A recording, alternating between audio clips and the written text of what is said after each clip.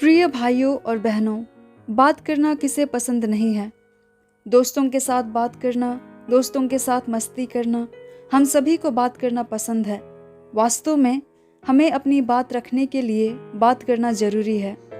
खुद को व्यक्त करने के लिए या खुद को एक्सप्रेस करने के लिए हमारे लिए बात करना ज़रूरी है। लेकिन क्या आपने कभी सोचा है कि ज़्यादा बात करने से पाप हो सकता है? सबोपदेशक 5 अध्याय 3 पद में लिखा है, क्योंकि जैसे कार्य की अधिकता के कारण स्वप्न देखा जाता है, वैसे ही बहुत सी बातों का बोलने वाला मूर्ख ठहरता है। एक बुद्धिमान व्यक्ति बहुत कुछ बोलने के बाद संयम से सोचता है, क्योंकि उसे इस कहावत के पहले भाग की गंभीर चेतावनी याद है। यदि उसने बहुत ज़्यादा शब्द बोले तो शायद उसने अपनी वाणी में पाप किया है और वह मूर्ख प्रतीत होता है। आज हम जानेंगे कि बाइबल हमें इसके बारे में क्या बताती है। नीति वचन 10 अध्याय 19 पद में लिखा है, जहाँ बहुत बातें होती हैं वहाँ अपराध भी होता है, परंतु जो अपने मुंह को बंद रखता है वह बुद्धि से काम करता है। सुलेमान के अनुसार लगातार बात करने से पाप होता है। यह एक लकड़ी शाब्दिक अर्थ में समझने के लिए नहीं है। सुलेमान यहाँ बात करने से मना नहीं कर रहा है, बल्कि बात यह है कि एक बुद्धिमान व्यक्ति जानता है कि उसे कब बोलना बंद करना है। अपने शब्दों को बाहर निकालने से पहले हमें यह जांचना चाहिए कि हमारे शब्द बाहर जाने के योग्य है या नहीं। वास्तव में जब संदेह हो तो बाद में पछताने के बजाय अपनी जुबान पर काबू रखना बेहतर है। किसी की वाणी को नियंत्रित करने के या अपनी जुबान पर काबू पाने के महत्व के बारे में पवित्र शास्त्र में बहुत सी सलाह दी गई है। इफिसुस की किताब 4 अध्याय 29 पद में लिखा है, कोई गंदी बात तुम्हारे मुंह से ना निकले, पर आवश्यकता के अनुसार वही जो उन्नति के लिए उत्तम हो, ताकि उसमें सुनने वालों पर अनुग्रह हो। तो प्यारे भाइयों और बहनों, जब हम अधिक बात करते हैं तो अनजाने में हम अपने शब्दों से दूसरों को चोट पहुंचा सकते हैं और हमें इसका एहसास भी नहीं हो पाता है। हम ज़्यादा बात करते समय बेकार की बातें कर सकते हैं, जिसका अंत में कोई मतलब नहीं बन पाता है। बल्कि हमें सावधानीपूर्वक बात करनी चाहिए और ध्यान रखना चाहिए कि हम क्या बात कर रहे हैं और कैसे बात कर रहे हैं। हमें देखना चाहिए कि क्या हमारी बातें दूसरों के जीवन में सुधार कर रही है या नहीं। पौलुस इफिसुस के विश्वासियों को जीभ से पाप करने से बचने की सलाह देता है। वह लिखता है, तुम्हारे मुंह से कोई भ्रष्ट बात ना निकले, पर केवल वही जो उन्नति के योग्य हो और अवसर के अनुसार उससे सुनने वालों पर अनुग्रह हो। ज्ञान का एक सरल नियम है कि आप अपने शब्दों को आधा कर दें। बहुत से शब्द और बहुत अधिक बोलना आपके होठों से पाप करने की संभावना को बहुत बढ़ा देता है। याकूब 3 अध्याय 5 पद कहता है, वैसे ही जीभ भी एक छोटा सा अंग है और बड़ी बड़ी डींगे मारती है। देखो, थोड़ी सी आग से कितने बड़े वन में आग लग जाती है। प्रिय भाइयों और बहनों, बाइबल हमें बताती है कि शरीर के सभी अंगों में जीभ आग की ज्वाला है। यह दुष्टता का एक पूरा संसार है जो तुम्हारे पूरे शरीर को भ्रष्ट कर रहा है। यह आपके पूरे जीवन को आग लगा सकता है, क्योंकि इसमें नर्क द्वारा ही आग लगाई जाती है। लोग सभी प्रकार के जानवरों, पक्षियों, सरीसृपों और मछलियों को वश में कर सकते हैं, लेकिन जीव को कोई वश में नहीं कर सकता है। यह बेचैन और दुष्ट है, घातक विष से भरा हुआ है। एक भव्य बात लोगों को कुछ गलत या कुछ सही करने के लिए प्रेरित कर सकती है। एक भव्य बात लोगों को कुछ महान कार्य करने या कुछ बुराई कार्य करने के लिए प्रभावित करने की शक्ति रखती है।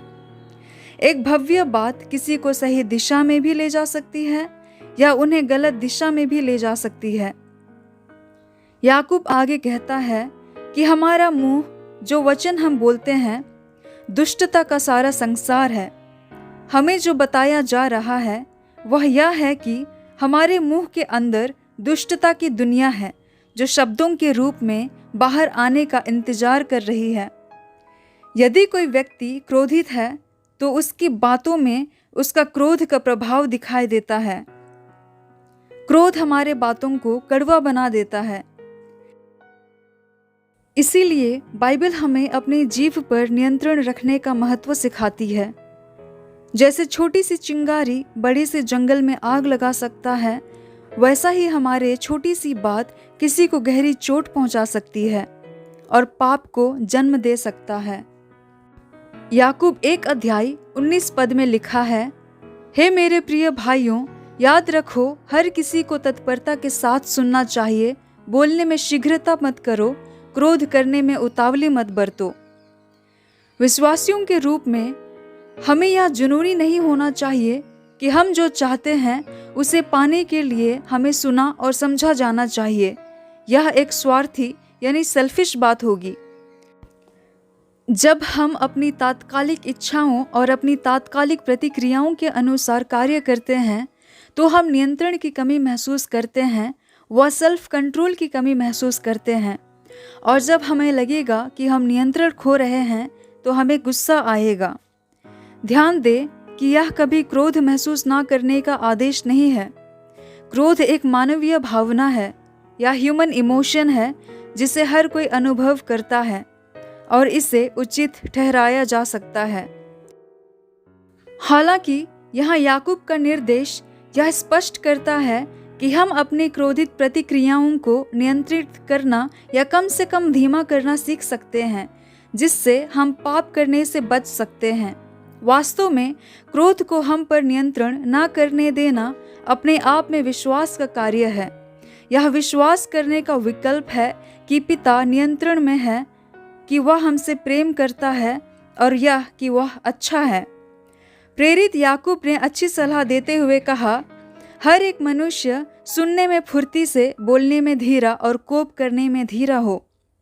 वह जीभ को एक छोटी लेकिन शक्तिशाली चीज के रूप में चित्रित करता है।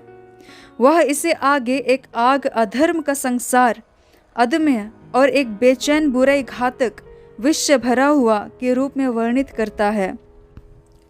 इसीलिए बुद्धिमानी है कि हम अपने होठों पर लगाम लगाएं।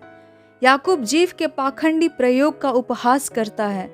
वह लिखता है, इसी से हम अपने प्रभु और पिता को आशीष देते हैं और इसके द्वारा उन लोगों को शाप देते हैं जो परमेश्वर की समानता में बनाए गए हैं।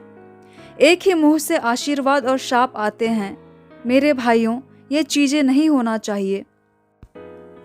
वास्तव में विश्वासियों को अपनी कठिनाइयों को आनंद के रूप में देखना चाहिए, क्योंकि परीक्षण से ही परमेश्वर हमारे विश्वास को मजबूत बनाता है। नीति वचन 10:20 में लिखा है, धर्मी की वाणी विशुद्ध चांदी है, किंतु दुष्ट के हृदय का कोई मोल नहीं। प्रियो, पवित्र शास्त्र धर्मियों की वाणी को चांदी से तुलना की है, क्योंकि धर्मी की जीभ उत्तम चांदी के समान है, जो अनमोल, शुद्ध, मनोहर और लाभदायक बातें कहती है। अच्छे आदमी का मुंह हमेशा दूसरों को सिखाने, दिलासा देने और सही करने के लिए खुला रहता है। नीति वचन 17:27 में लिखा है, जो संभल कर बोलता है वही ज्ञानी ठहरता है, और जिसकी आत्मा शांत रहती है वही समझ वाला पुरुष ठहरता है। मेरे प्यारे भाइयों और बहनों, विश्वासियों के रूप में हमें मजबूत करने वाले परमेश्वर की सहायता से हमें सुनने में तेज और बोलने में धीमा होने का प्रयास करना चाहिए, क्योंकि मूर्खों को क्रोध जल्दी आता है और उनमें संयम की कमी अथवा सेल्फ कंट्रोल की कमी होती है। उनके पास निर्णय की कमी है अथवा लैक ऑफ जजमेंट, और उन्हें अपने कार्यों के परिणामों का एहसास नहीं होता है। परंतु बुद्धिमान मनुष्य समझ से चलता है। हमें कम बोलने की आदत बनानी चाहिए ताकि पाप के लिए कोई जगह ना हो और हम महान परमेश्वर के नज़रों में पाप करने से बचें। क्योंकि हमारा स्वर्ग पिता पवित्र है, इसलिए हमें भी पवित्र होना चाहिए। ध्यान रहे, बाइबल हमें बात करने से मना नहीं करती है। बाइबल हमें केवल अपनी बातों को सीमित करने के लिए कहती है। बाइबल हमें बात करने की बिल्कुल अनुमति देती है जो महत्वपूर्ण और महान मूल्य की है। प्रियो, हम जो कुछ भी करते हैं उसमें परमेश्वर को प्रसन्न करने का प्रयास करें, चाहे वह हमारे कर्मों से हो या हमारी वाणी से। हम जो कुछ भी करें, आइए हम अपने स्वर्गीय पिता की महिमा के लिए करें।